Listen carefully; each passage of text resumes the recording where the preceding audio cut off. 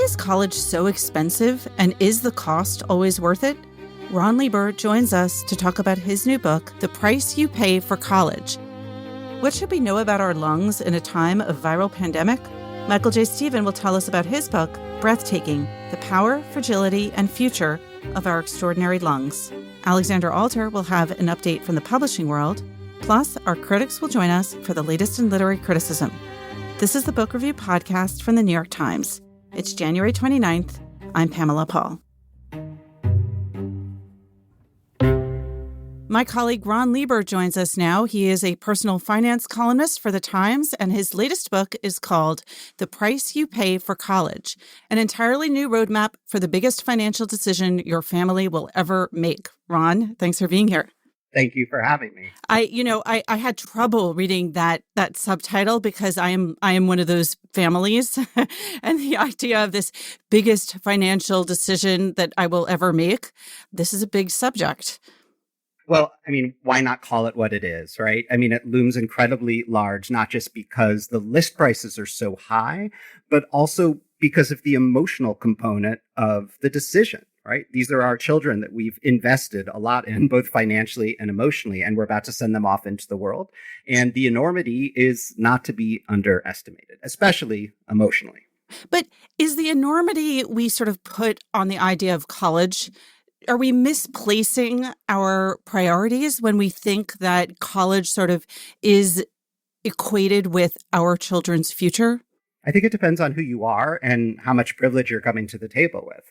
If you're me and you're a New York Times columnist and you went to a selective school and you are reasonably well networked, there's a pretty good chance that your kid is going to be okay no matter what. And no matter how you define okay, whether it's income or friendship or connections or happiness in the world. But if you're starting from someplace else, right? If you are from a low income background, if you are a person of color, the school can make a sizable difference in your trajectory. So it does depend on who you are, but I also understand why families who are more privileged than average get all caught up in the frenzy, because it literally surrounds us in our communities, in the media, and certainly in the high schools. You bring up an interesting point, too, about what the intended, not just where you come from, but what your purpose is, what your intention is with regard to college.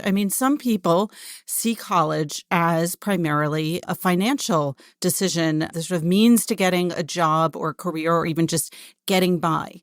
Others see college, and perhaps this is the person of privilege viewpoint, as just a fundamental part of being an educated human being. Other people see it as a way to compensate for what they think was a shoddy secondary school education, just kind of becoming reasonably well educated. And then others, of course, just see it as like a fun way to spend 4 years. Should the way that you view college and its purpose influence how you view that investment? Yes, and you hit each of the big three. So I spent years asking people, what is college, right? Because you have to define that for yourself before you can go shopping for it. And so there really are three components, right? People shop for an education, right? They want their kids' minds grown and minds blown.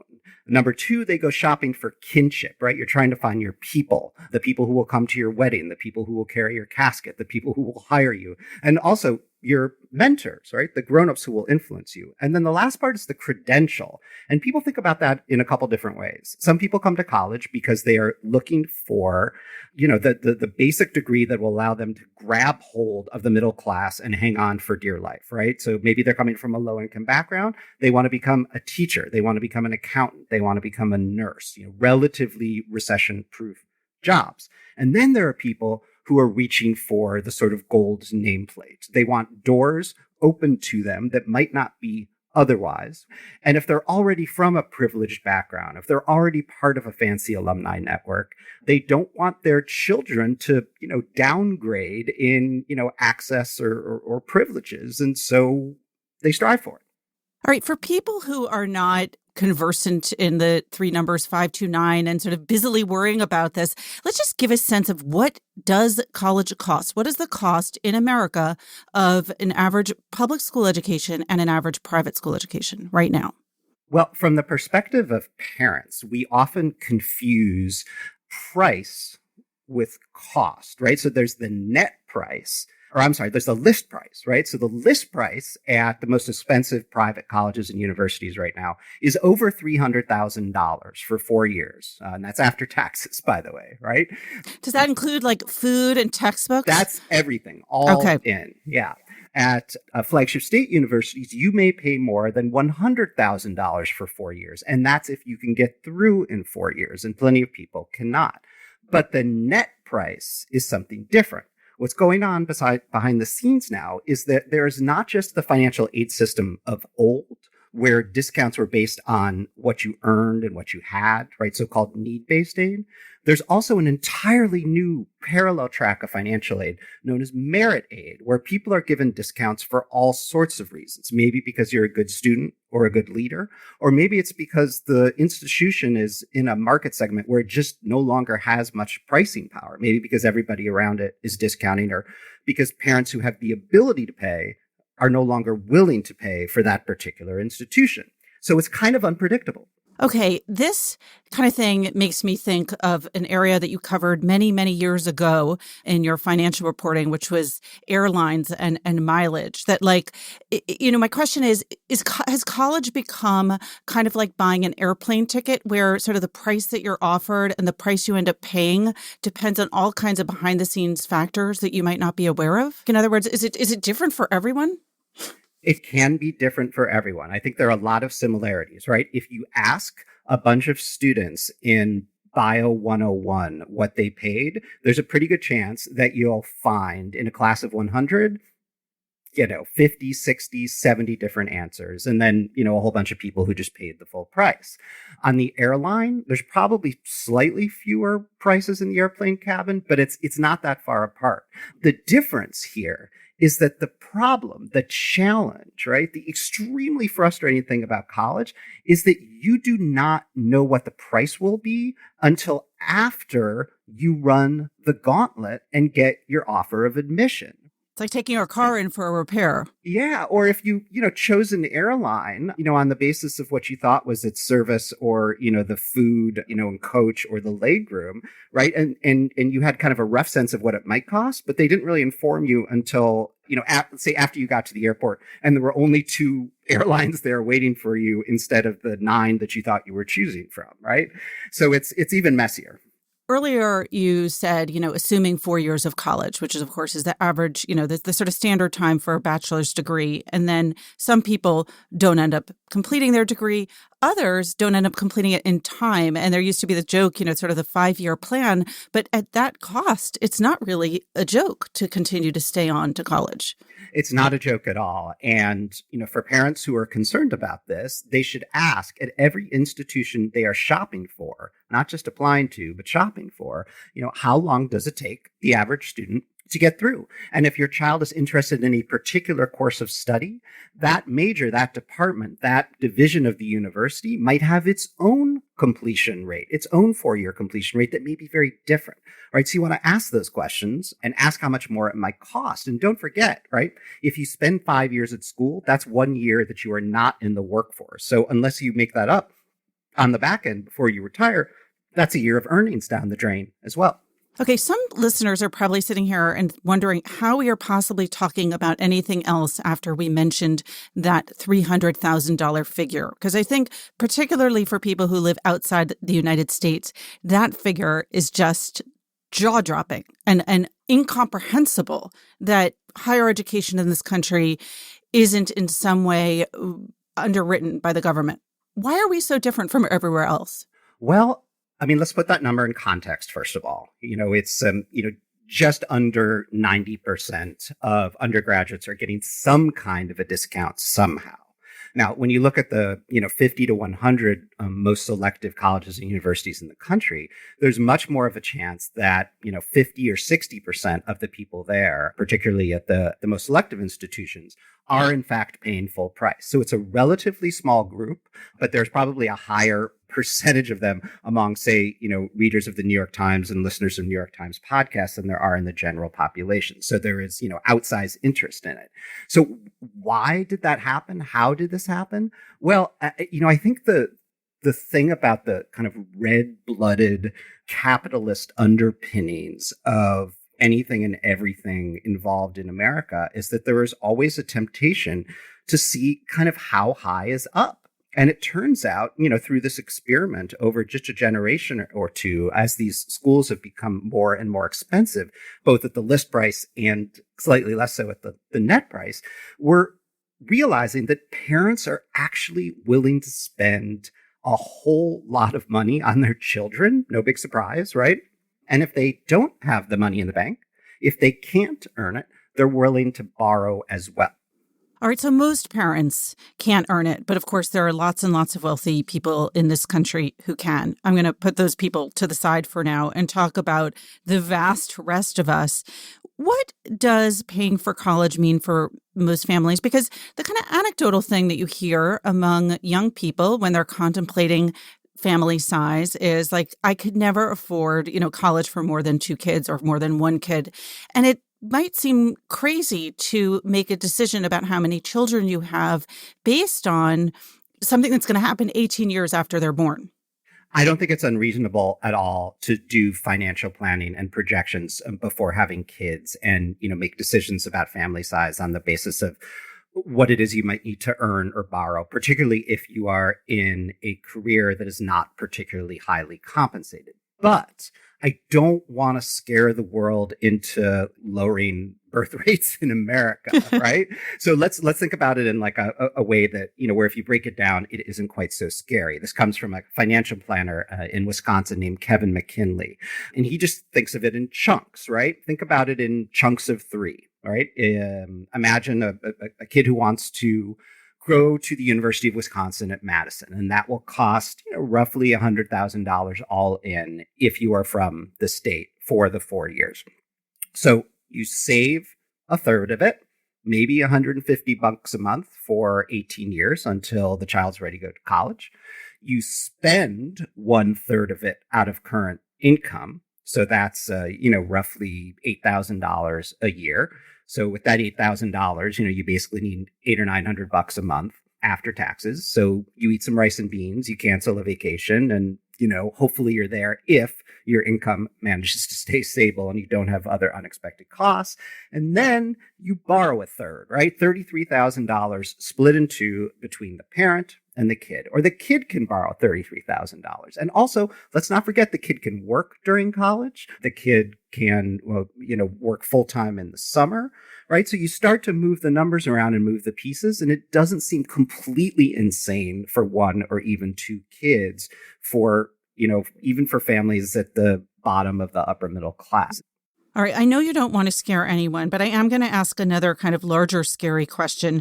You mentioned privilege right off the bat. And the big question is, does the cost of college in this country perpetuate economic and social inequality? Does the cost perpetuate inequality, or do the colleges perpetuate it? There's a couple different ways to think about that, right? You can answer both. Right? So yes. much depends on the type of institution and its commitments, right? So an institution that is rich enough to accept all comers, regardless of their ability to pay, and does so for a proportion of each class that is at least parallel to what the larger country looks like in its demographics, is probably doing its job. And you can count those schools that do it that way on the number of fingers and toes that you have on your body.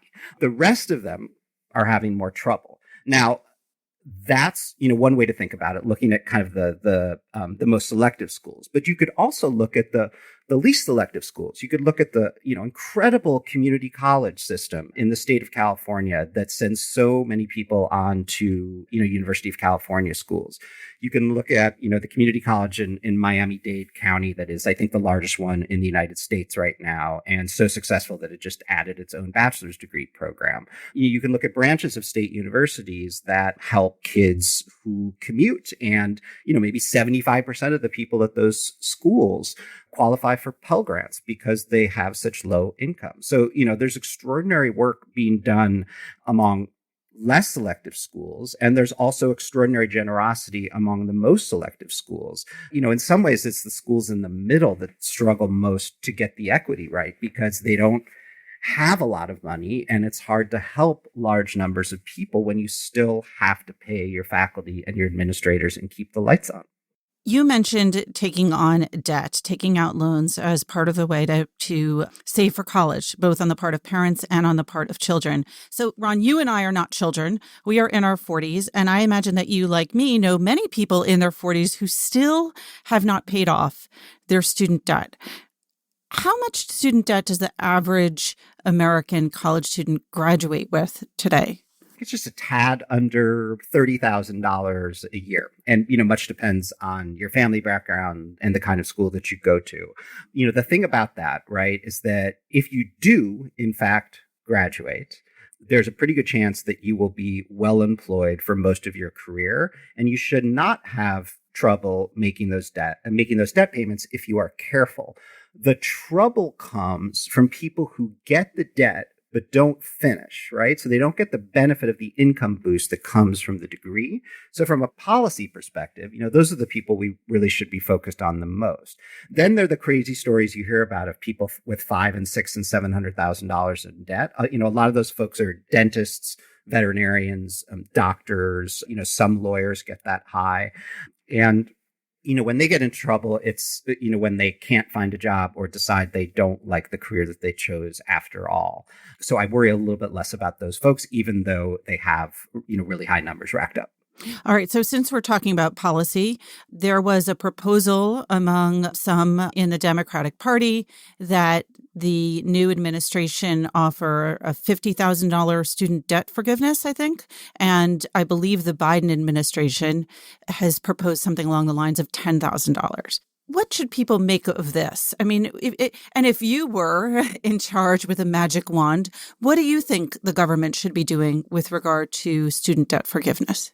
Well, I think the way to think about this, as a interested or disinterested individual, but somebody who's curious, is to think about the politics, unfortunately, and less about the policy, because it's the politics that are clearly dictating what's going to happen here. It does not look like President Biden is going to sign an executive order to cancel a bunch of student loan debt. He's going to ask Congress to do it, and he did not ask Congress to make it part of the 1.9 trillion, stimulus that the Democratic Party has proposed, right? So, that suggests that whatever it is that's going to happen probably isn't going to happen for a while. Now, the politics of this are complicated with a 50-50 Senate and a close to 50-50 split in the House that makes the Democrats vulnerable to political problems 2 years from now. What they wish to avoid is some sort of uprising or upset from a whole not small collection of voters in America who did not go to college, who are not going to go to college, and whose kids may not go to college, who want to know why all of these fancy college people are getting free stuff now. That is a political landmine, and the Biden administration does not wish to step on it.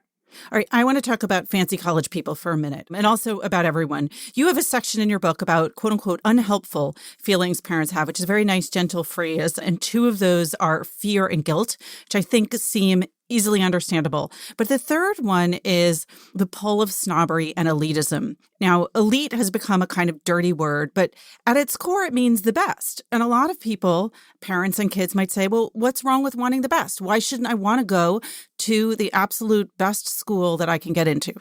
Oh, I don't know if I have a problem with that necessarily, but I would encourage people to ask, right? Like, well, the best for whom, right?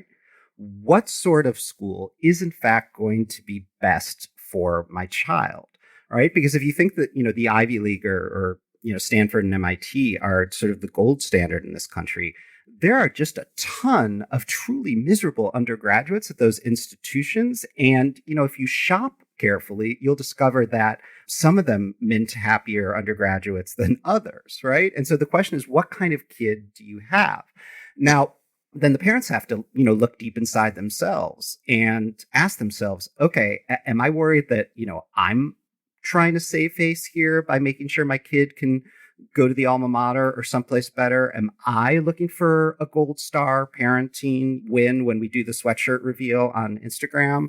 Oh, do people do that? Oh my gosh. Oh, you need to pay more attention to Facebook and Instagram on early decision day, December 10th each year. Oh my God. From gender reveal to college sweatshirt reveal. I had no idea. Yeah. Oh, okay. yeah. Oh, yeah. And then there's the concern about other people's snobbery. The fact that it is still true that some of the most elite, places of employment for 22-year-olds, the powers that be look askance at all but the 10 or 15 most selective or prestigious institutions as they define them in the United States.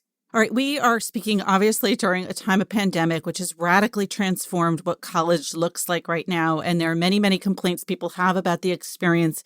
But one of the complaints that you hear from parents with regard to cost is, I can't believe I am paying the same ticket price for this experience. And by this experience, they mean like kids holed up in the dorms on campus or kids being totally remote or whatever it is. It doesn't seem to justify that $80,000 price tag, say, for a year.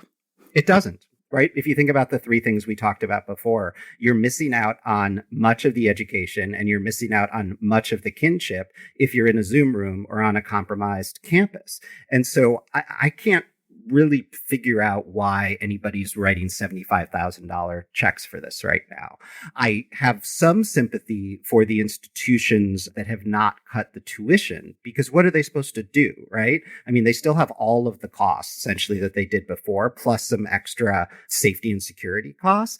And, if they cut the budget to ribbons, which they would have to do if they cut tuition, they'd have to fire people. And then those places wouldn't be the places that we want to send our kids to anymore. And then we enter a sort of death spiral. So, I think everybody's just sort of hoping against hope that things will have normalized by September, but it is not at all clear that the 19-year-olds will have their jabs by then.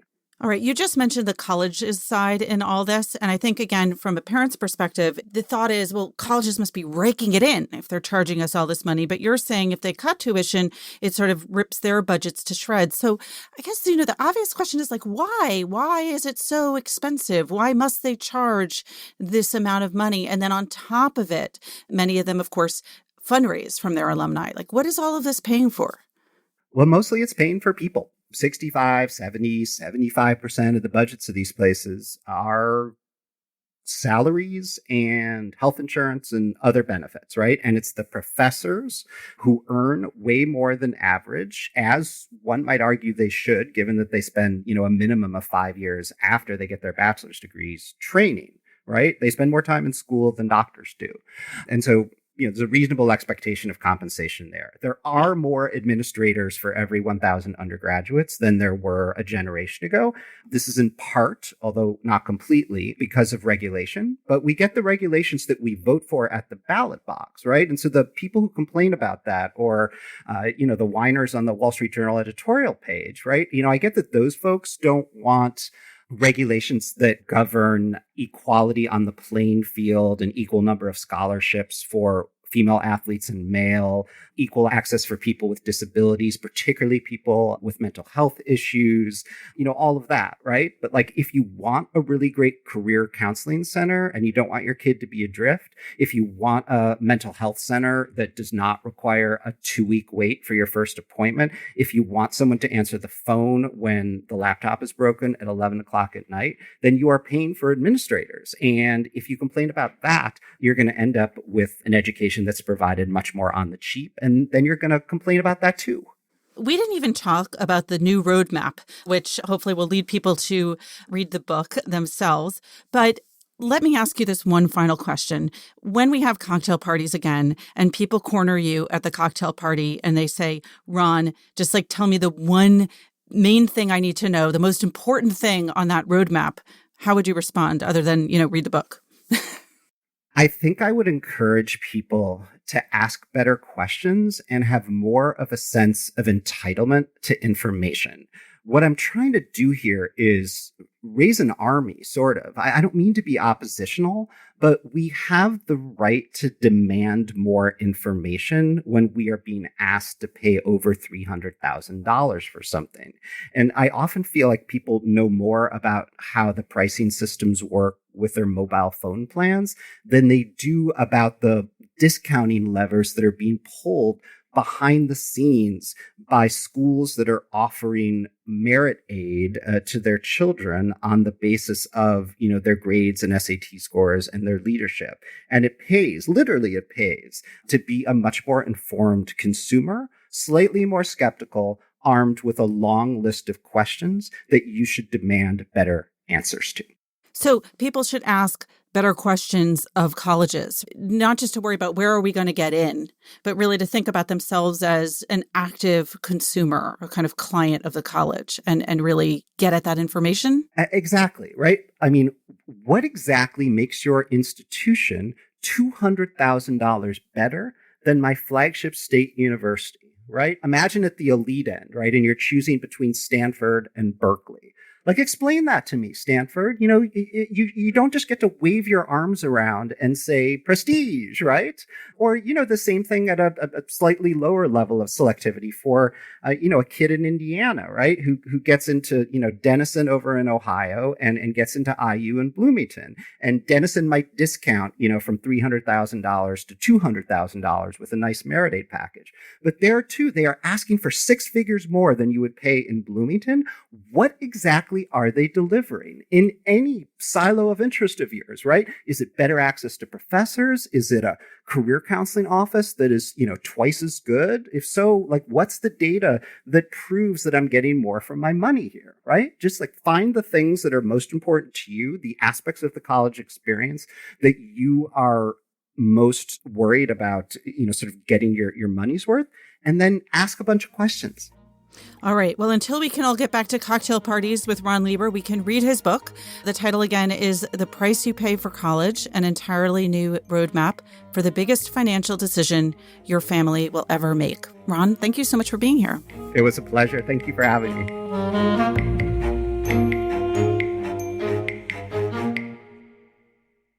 This year marks the 125th anniversary of the New York Times Book Review. And each week on the podcast, we're going to celebrate in our own little way with Tina Jordan, who is the deputy editor of the Book Review and who is writing a book about the anniversary. Tina, thanks for being here.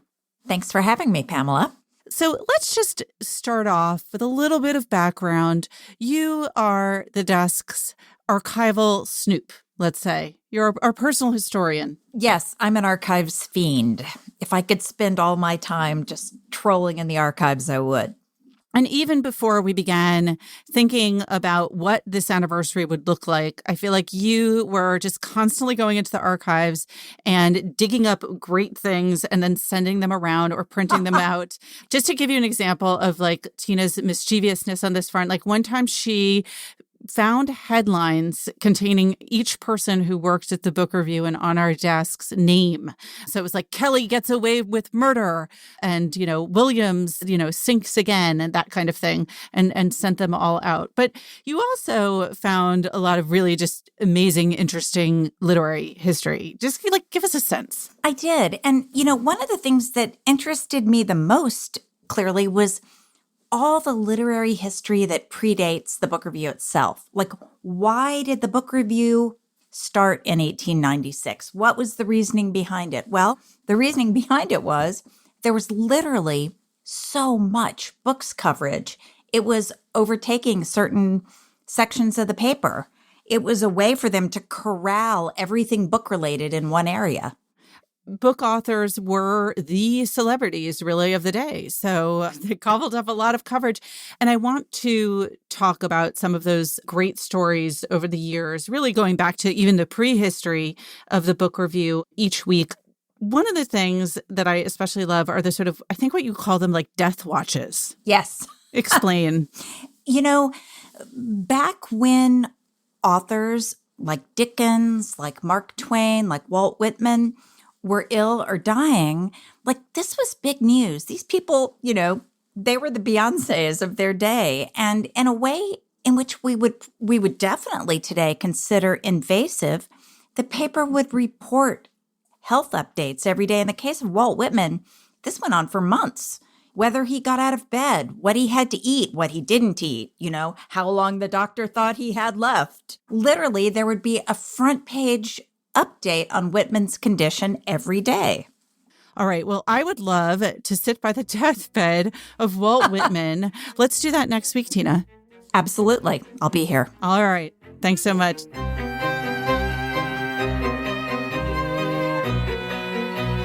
Michael J. Stephen is an associate professor of medicine at Thomas Jefferson University, and he is the author of Breathtaking: The Power, Fragility, and Future of Our Extraordinary Lungs. And he joins us from outside of Philadelphia. Michael, thanks for being here. It's a pleasure, Pamela. Thanks for having me on. All right, let's start with a very basic question, which is, how did you come to write a book about lungs? I'm an associate professor of medicine at Thomas Jefferson University in Philadelphia and director of the Adult Cystic Fibrosis Center. I do both clinical work as well as research. I'm a pulmonary and critical care doctor trained, which means I am both a lung doctor as well as an intensive care unit doctor. I started my training about 20 years ago, and I saw that we don't talk a lot about the lungs. We don't talk enough about the crisis of the lungs, which has increased in the past 40 years. It's the one disease state that has increased 30%, whereas, cardiovascular disease, neurological disease, cancer has all declined. And today we're seeing that downstream effect. COVID, with 500,000 deaths we're approaching here, is merely a symptom that we haven't taken issues related to our breath seriously enough. And I want to get the word out that breath is medicine, and we need to take our atmosphere very much more seriously. Why has lung disease increased 30%, even given the decline in smoking and those other factors you talked about? So there's still 32 million smokers in America. The air quality in America has gotten worse the past 3 years. So the American Lung Association says, about 45% of Americans are exposed to high levels of pollutants that they shouldn't be. That's up from 125 million, or about 38% of the population 3 years ago. So we have seen the lung issues stabilize in the last 10 years, but still a lot of smokers out there, a lot more pollution, a lot more allergens, and these things have just added up, and it's led to a decline in lung health. One of the things that you talk about in your book is that our lungs help explain our origins. Can you tell us a little bit more about what you mean about that? I mean, does that have to do with the origin of each individual life, from when we go from being in utero to being born, and our lungs go from breathing in amniotic fluid to breathing in air? Or do you mean our origin as a species? Both. I would say both. And you're absolutely right. So our lungs are the last organ to kick in as babies. When we're in utero, the lungs are completely not functioning, right? Mom is giving us all of our oxygen needs. And then at birth, they spring open and spring to life. And that is the beginning of life, is the beginning of our lungs. So the heart, the kidneys, the brain, the muscles are all working in utero. The lungs are not. On a evolutionary timescale, the lungs are also our youngest organ evolutionarily. So we came out of the oceans with, we had hearts, we had a GI tract, we had neurological system, but we had no lungs, and that had to develop over tens of millions of years, but we were successfully able to do it. And that was the challenge of us getting onto land was, we needed a method of locomotion, but we needed lungs. So lungs are our youngest evolutionary organ, and today they're our most threatened, and they're fragile in that respect. They're the one major organ in constant communication with the atmosphere. And I don't need to tell anybody that today. I want to approach this from the micro level for a second. When a baby is born and they go from being a fetus breathing in amniotic fluid to a baby breathing in air, that process, I think, for most parents is just completely mind-boggling. How does that happen? And I think in particular, when there's a premature birth and the lungs aren't fully formed, it sort of also makes that process very mysterious. And I'm curious if it's a mystery for the medical profession or if we fully understand this. That's a great question. And I love your word of mystery, Pamela, because there are mysteries in the world and there are problems in the world. And medicine, I believe, can help solve problems, but mysteries sort of remain unknown. And there's a ton of mystery about the lungs today. COVID is, exposing that. As far as breathing, yes, that moment where the baby comes out, the one job is that the lungs need to wake up. Baby needs to take a huge deep breath, suck out all of that amniotic fluid that's sitting in there, and take a deep breath and turn a bright red. because mom's oxygen is getting cut off. So it's a very fraught moment. And if it doesn't go well, then we see what can happen, brain damage. And that's why the field of OBGYN can be so harrowing. And that moment of life where a baby defines itself is so important. And if they do come out early, there is a substance in the lungs, surfactant, a soap-like protein that helps our very thin alveoli where gas exchange occurs stay open. And if there's not enough surfactant, those lungs will not open up, and you'll have to either get external surfactant or you'll have to be put on a breathing machine until that surfactant kicks in.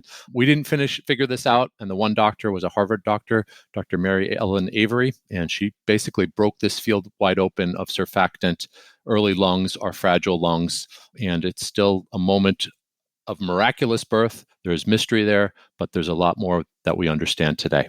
When was that surfactant? When did that happen, that discovery? That was 1958, 1959.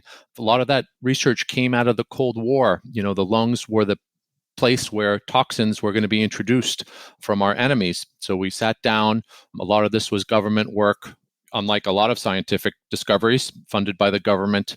And Mary Ellen Avery put it together that this surfactant was deficient in these babies and that we need to replace it in these early preemies. And it cut the mortality by over 95%. And it's just incredible the amount of lives that this one person, this one amazing physician, the first head of a clinical department at Harvard Medical School, changed the world. All right, you mentioned that there are other mysteries that we don't know, and we will get to COVID because obviously that is the probably biggest respiratory issue on most people's minds right now. But what are some of the other things that we really just still don't understand about how our lungs work? I think you could pretty much pick any disease in pulmonary medicine. And that's the paradox. So we understand that there's beauty in the lungs, there's beauty in the breath. Biology sort of breaks the problems down to very small things and chops it up. And we haven't been able to connect those two. And I like sort of like the physics analogy. There's quantum mechanics, and then there's Einstein's theory of relativity, and those have not been joined. And in pulmonary medicine, the beauty of the lungs and the problems that are there have not been joined. And I try to join them in my book, and I think I'm as successful as one can be. But let's take one quick example, asthma. So asthma rates in 1980 in the United States were 3%, and now they're up over 8%. So what is going on with our atmosphere that is driving this huge increase in asthma? It's kind of an autoimmune disease, right? So is it the carbon dioxide? Is it the pollen? Is there some other pollutant in the air that's driving this huge increase in asthma? There's a lot of ideas. We don't know for sure. I take a deep dive into it in my book, but it's slightly unsatisfying. And as I say, there's this paradox between mysteries and problems, and we have a long way to go in pulmonary medicine, no question about it. All right, you mentioned connections. You used that word a few times.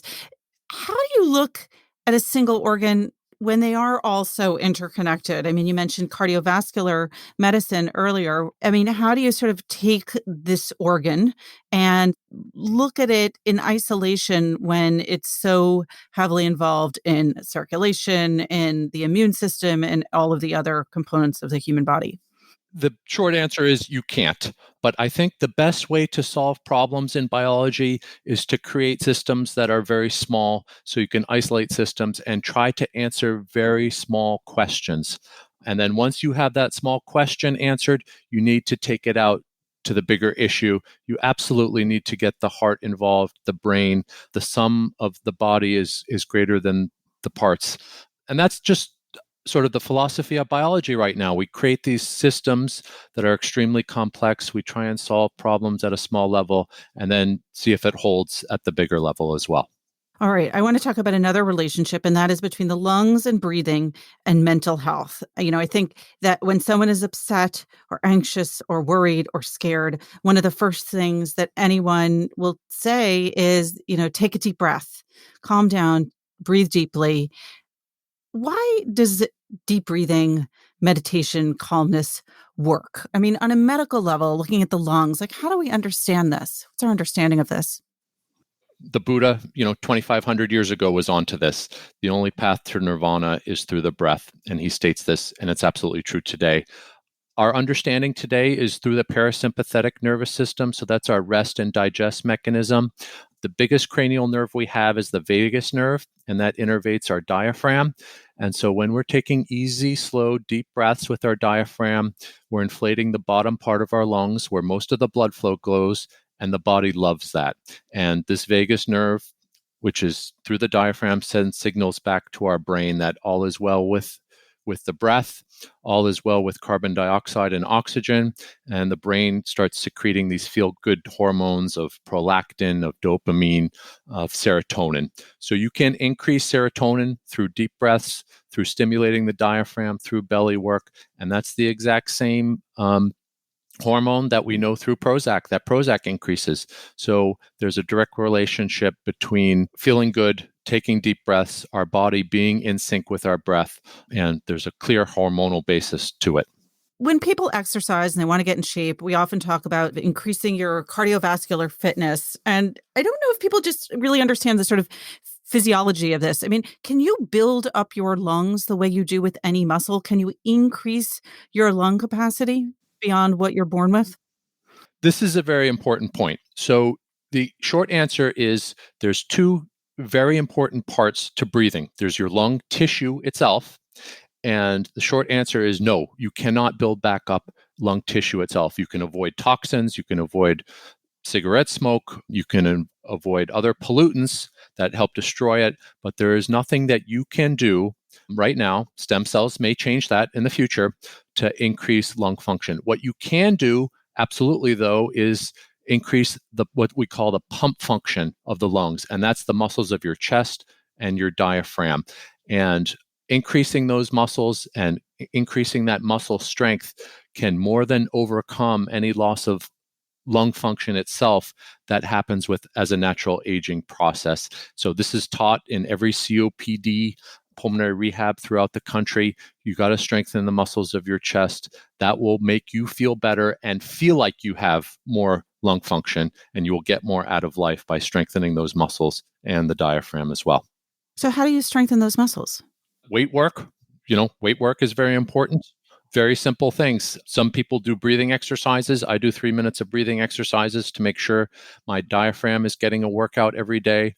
But it's fitness. It's working those muscles out, making sure that aging process of your muscles declining is not something that you have to tolerate.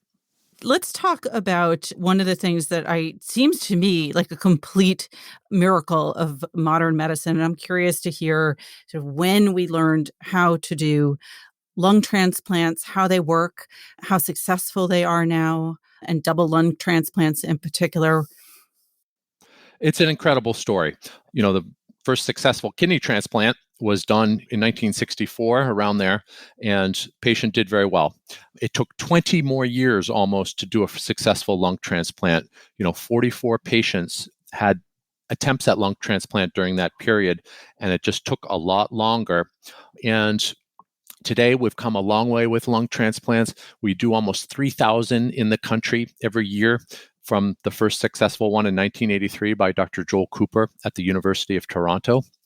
But the outcomes are still not nearly as good as any other organ transplant. And by that, heart, I'm talking about liver, and then kidney is the best. The kidneys are nicely sequestered in the back of the belly. They don't have this constant connection with the atmosphere. And chronic rejection in lung medicine is from something in the air, and we're back to mysteries here. We have no idea what causes chronic lung rejection, which severely impedes outcomes in long-term lung transplant recipients. We're back to a mystery there.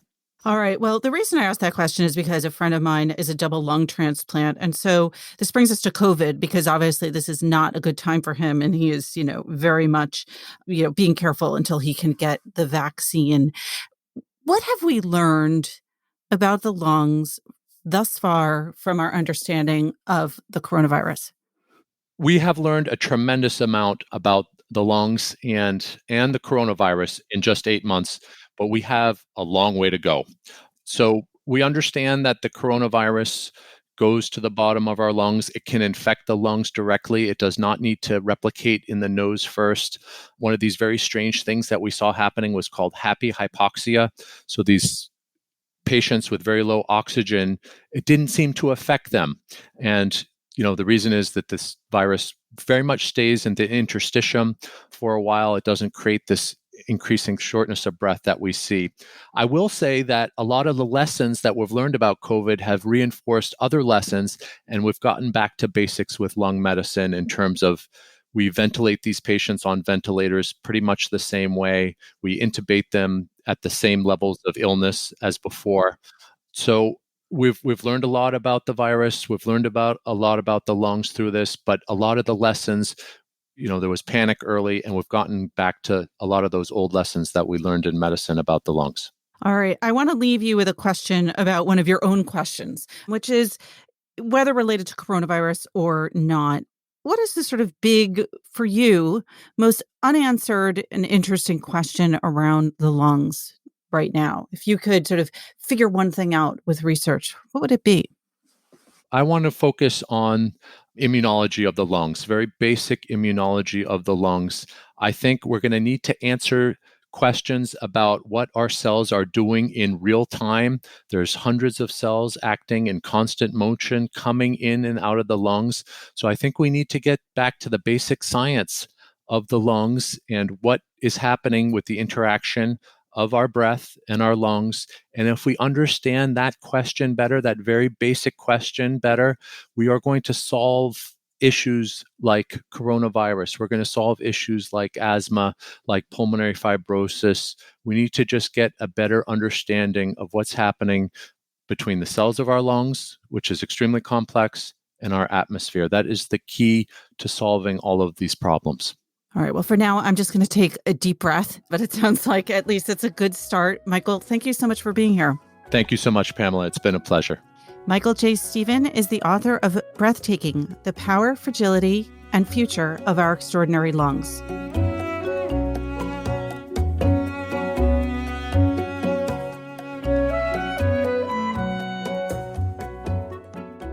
Alexandra Alter joins us now with some news in the publishing world. Hey, Alexandra. Hey, Pamela. How are things? Things are good. We've gotten some new holiday sales figures where sales were up astronomically over 2019. This was from November. So this is another sign that even though there are major economic problems in the country right now and a big public health emergency, people are still flocking to books. So that is quite promising. So the Association of American Publishers released their November sales figures and showed that trade sales were up more than 30%. In November. That's partly because 2019 was a weird year because they were comparing those figures to Michelle Obama's November. And this past November, of course, we had Barack Obama's memoir, which really boosted print sales again. So it's funny that the year in between was way down because there was not an Obama book. So what we're saying is like, Sasha and Malia, get to work on your memoirs. We need an Obama memoir every fall. Get on it. So we're continuing to see a lot of big books coming out this year. And I think publishers are hopeful that this will be another big year too, that were just announced deal with the pandemic, which is obviously a massive story that is being covered daily by the news media, but is also something that nonfiction authors are digging into. So the two big announcements this week were one from Michael Lewis, who is coming out with a book called The Premonition, A Pandemic Story. It's due out in May, and I spoke to him about it a little bit. He was a little cagey because he wants, some of the book to be a surprise, but essentially it follows a biochemist, a public health worker, and a federal government employee who worked in the White House as they sort of track the spread of the virus and try to raise alarms about what's happening when they feel like the response from the federal government is not adequate. It was interesting because, of course, his last book, The Fifth Risk, was really looking at, what could happen if the government agencies that are tasked with managing catastrophes fell short, like the ones that are in charge of managing climate change and, epidemics and things like that. So he told me that as soon as people started becoming aware that coronavirus was spreading in this country, he started calling up his sources from The Fifth Risk, and they were even more alarmed than people that were being quoted in the news because they felt like not only was this going to be a huge public health crisis, this was also kind of a dry run for an even worse pandemic. And the fact that we failed to kind of meet the challenge this time scared them a lot about what a real, even more deadly virus or pathogen could do. So that was a fun conversation. It actually was quite interesting, if disconcerting. Yeah, it really brings me back to when he was on the podcast talking about the fifth risk. He really talked about exactly this, that all of these departments of the government that keep things going that we don't often think about necessarily, like the Department of Agriculture, are in fact, those departments that are really necessary during a crisis. So that's fascinating. I can't wait to read it. Yeah, I'm very excited to read it. And I think the point he made that was kind of optimistic was he described the book as a superhero story where the superheroes seem to lose the war, but really they've lost the battle and they're going to win the war. So he was saying if there's not a worse pandemic, it's because of these people that he's writing about.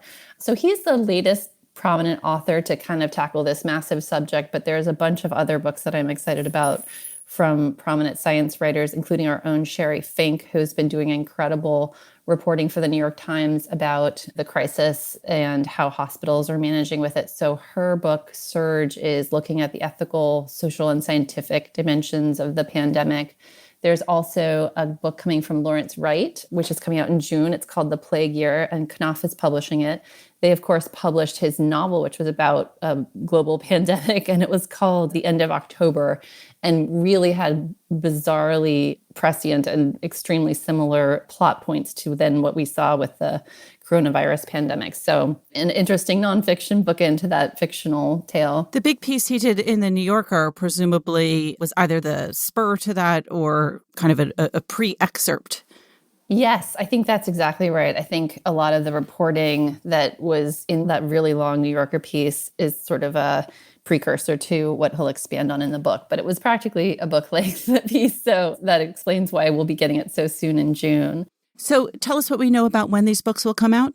Michael Lewis is coming out in May, and Lawrence Wright is coming out in June. And also this year, there is a book from Andy Slavitt, who has been a really prominent commentator on the coronavirus and is now an advisor to President Biden, a senior advisor to the COVID response team. And so his book is called Preventable, and that'll be coming out this year as well, pretty soon. All right, lots of books to look forward to. Alexandra, thank you as always. Thanks for having me.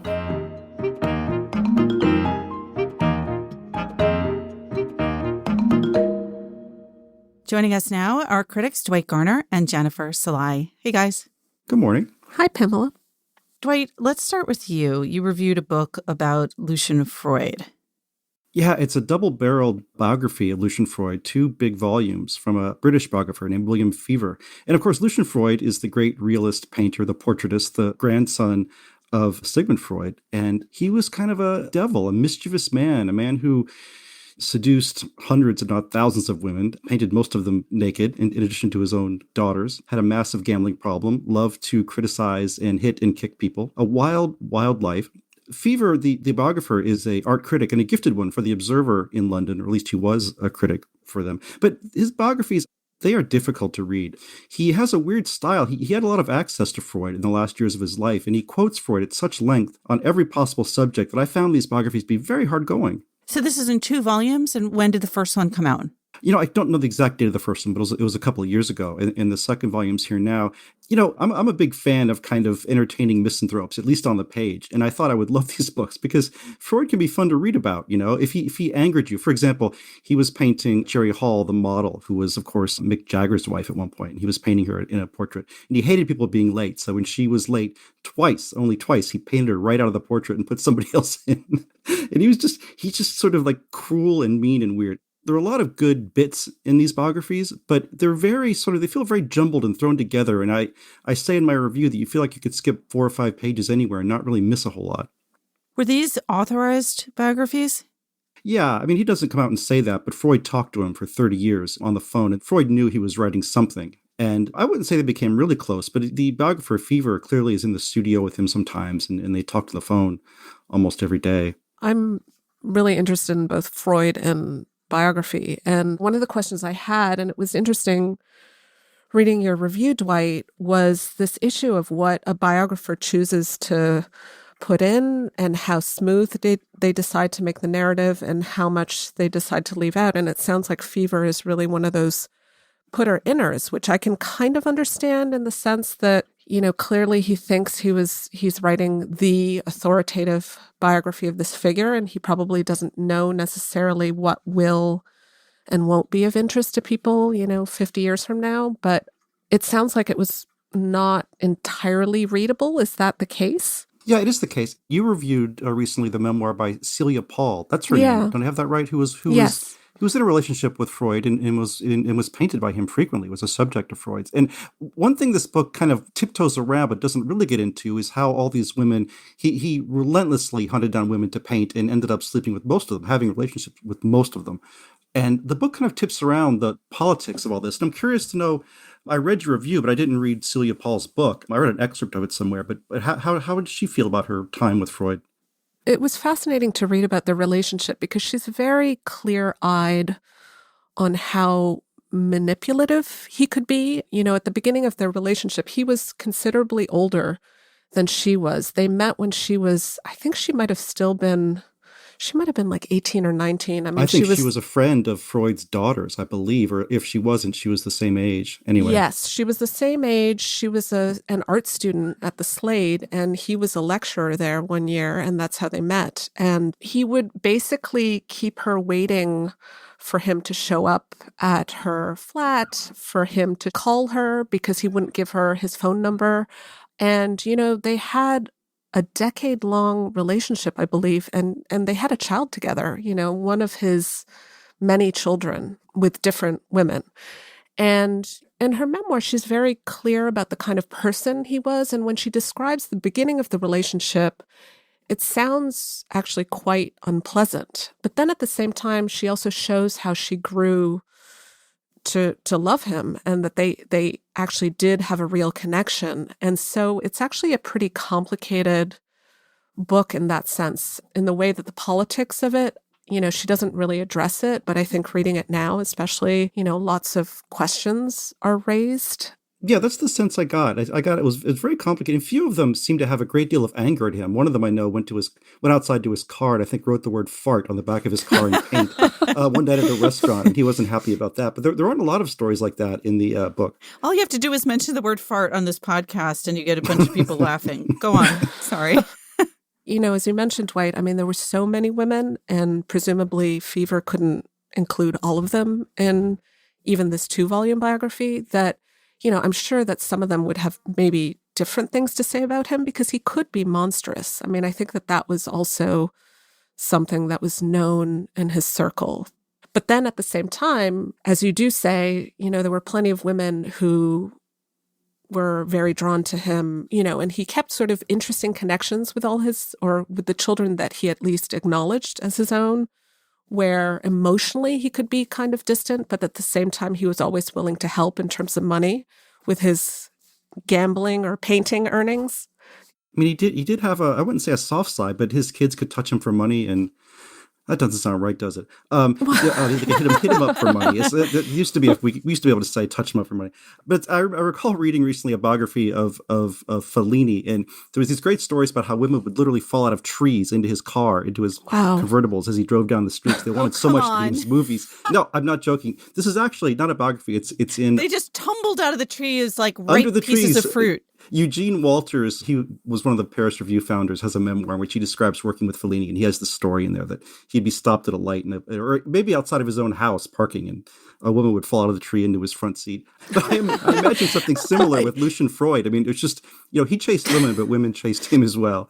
Right. I want to continue to question that anecdote. Sorry, but I'll dig it up and bring it next time. Yeah.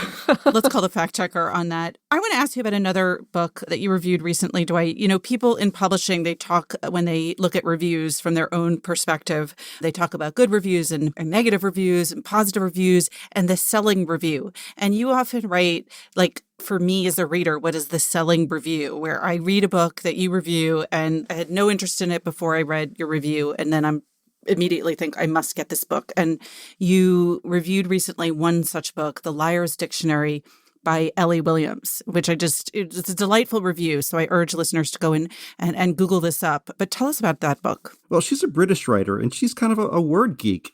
She's a geeky word person who has written, she had a previous book of stories called A Trib, ATTRIB, period. as an attribution. And now she's got this novel, The Liar's Dictionary, and it's about people who compile dictionaries. And it's about a sort of failed dictionary, one that lives in the shadow of more famous dictionaries.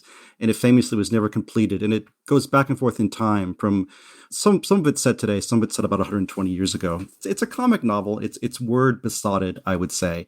My review, I did praise it quite a bit, but I also said at the end, there's something about it. Some word things can be too cute. It's like you walk into a bookstore and see something, etched onto a bookmark or something. Sometimes just a little bit too cute. And her book can verge into the cute once in a while, but I like it. She's a good writer, and I think she'll be doing more good stuff. Yeah, I feel like your description, people probably very neatly fall into, that sounds so amazing, and that sounds incredibly dull. As I say, I mean, it's like if you buy like Benjamin Dreyer's book if you love that book about modern usage, and you're just a word geek and love dictionaries and other kinds of reference books, this is definitely a novel you should check out. All right, count me in. Jen, you wrote about a word, actually, in an essay recently. Tell us about that word. Yes. So, it's funny because I feel like by the time this podcast appears, it might feel a little bit like ancient history, but the essay was about the word Orwellian, and it was occasioned by the events of, I want to say like 47 years ago, but really it was only 2 weeks ago, which was when a mob stormed the Capitol, and Senator Josh Hawley of Missouri, who was one of the people who could arguably be said to have helped encourage this mob by saying that there was perhaps problems with the election, his book contract was canceled. And so he took to Twitter, as one does nowadays, to when they're say, unhappy. When they're unhappy, and to say that this was, nothing could be more Orwellian, I think was the way that he phrased it. That essentially this was an act of censorship on the part of the publisher. Shortly thereafter, sales of 1984 shot to the top of Amazon's bestseller list. And so I wanted to look at the term Orwellian and how it's been used and perhaps abused over the years, and also to look at, the question of whether there is in fact much of a connection to what's actually in the text of 1984. And, it was interesting to go back to the history of the word, because even though George Orwell was an incredibly prolific writer and wrote, a number of books, thousands of reviews, columns, etc., he was perhaps best known for his 2 dystopian novels, Animal Farm and 1984. And to look at the way that his name has sort of come to be synonymous with everything that he seemed to hate was actually also interesting to think about. And the word Orwellian actually has been used by people across the political spectrum to mean very different things. And I think part of the reason is that if you think about it, like we live in a time that's incredibly divided in terms of politics in the US. But I think the reason why people resort to that word is because people on all sides of the political spectrum can agree that the world that's depicted in 1984 is something that nobody wants. And so the word itself has become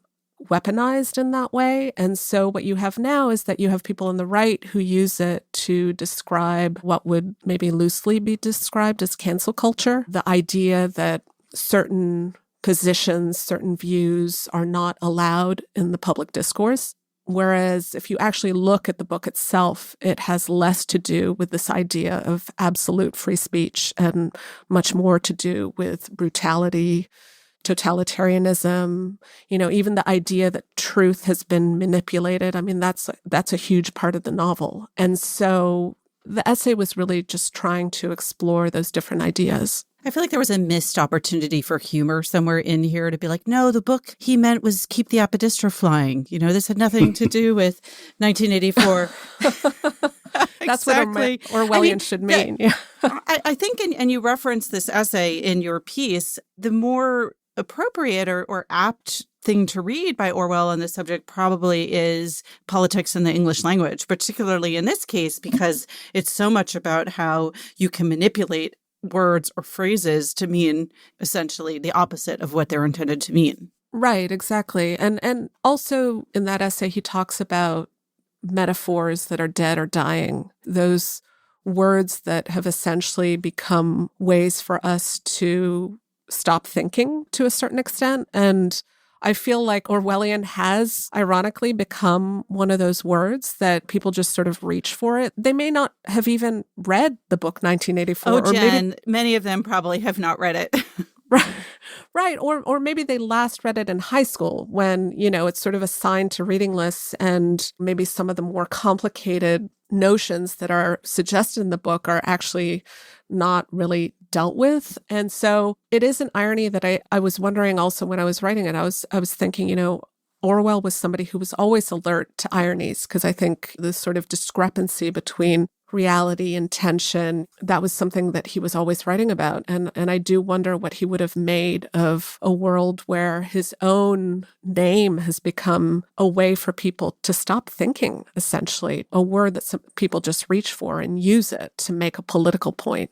I don't think that Animal Farm and 1984 are such givens on the junior high school or middle school, should we say, curriculum or high school curriculum anymore. I mean, I have such memories, in 1984, if you were in school in 1984, you were assigned 1984 to read. It was just a given. And now, I don't know. Dwight, were your kids assigned to read either book in school?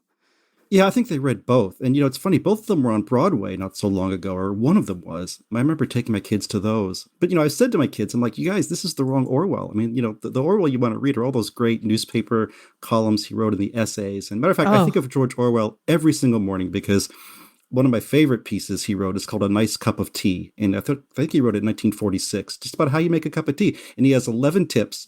And it's the most charming essay in the world. And I take his tips. This was written before sort of the tea bag debased the whole ritual of making tea. He used loose leaves, but you bring the cup to the boiling water and not the other way around, because the water has to still be boiling as you pour it into the cup. And then I think it's important that, I'm trying to think what else, that the milk no sugar is one of the crucial things he says. He thinks if you put sugar in your tea, you're not actually tasting it. So anyway, I think of George. Does he add the milk first or the tea first? Does he add the tea to the milk or the milk to the tea? I was about to say something about that. Then I realized I don't remember. And I think about this essay all the time. I'm not sure the milk comes up, but it must come up. Oh, I'm very angry at myself for not having this at the tip of my tongue. But I recommend, it's online, I believe, A Nice Cup of Tea by Orwell. Well, here's my Orwell recommendation. It's not about tea. It's about peeing, but one of my favorite essays. Yeah.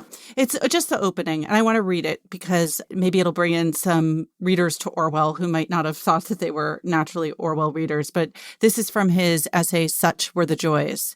Have both of you read this? Yeah, but it's been a while. Yeah. He starts off, soon after I arrived at St. Cyprian's, not immediately, but after a week or two, just when I seemed to be settling into the routine of school life, I began wetting my bed. I was now aged 8, so this was a reversion to a habit which I must have grown out of at least 4 years earlier. Nowadays, I believe bedwetting in such circumstances is taken for granted. It is a normal reaction in children who have been removed from their homes to a strange place. In those days, however, it was looked on as a disgusting crime which the child committed on purpose and for which the proper cure was a beating. For my part, I did not need to be told it was a crime. Night after night, I prayed with a fervor never previously attained in my prayers. Please, God, do not let me wet my bed. Oh, please, God, do not let me wet my bed. But it made remarkably little difference. Some nights the thing happened, others not. There was no volition about it, no consciousness. You did not properly speaking do the deed. You merely woke up in the morning and found that the sheets were wringing wet. That was long, but That's I so hope good. worth it. It's so good, Absolutely right? worth it. I think so each one of us good. should read something It's like that every so week. good. I enjoyed that. Thank you. We moved from flatulence to urine in the course of only 15 That's minutes. right. We've gone full That's true. circle. Dwight, Jen, always a pleasure. Remember, there's more at nytimes.com/books. And you can always write to us at books@nytimes.com. I write back, not right away, but I do. The Book Review Podcast is produced by the great Pedro Rosado from Headstepper Media, with a major assist from my colleague John Williams. Thanks for listening. For the New York Times, I'm Pamela Paul.